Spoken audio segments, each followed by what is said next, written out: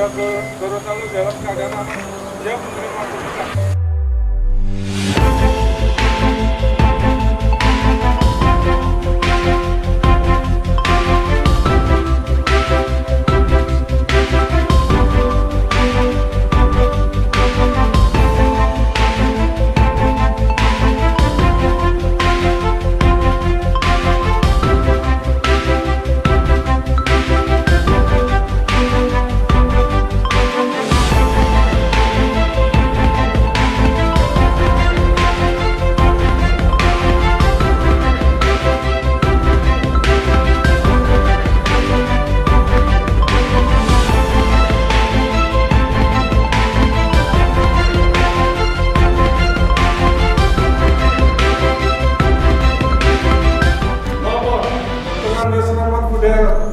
Udara LMH, Inspektur Jenderal Polisi Pengabdian, berdasarkan surat perintah Kepala Kepolisian Negara Republik Indonesia nomor Sprint 202603 9 Romawi 2019 tanggal 3 September 2019 telah dinaikkan pangkat satu tingkat lebih tinggi dari pangkat lama dengan pangkat baru telah terpasang.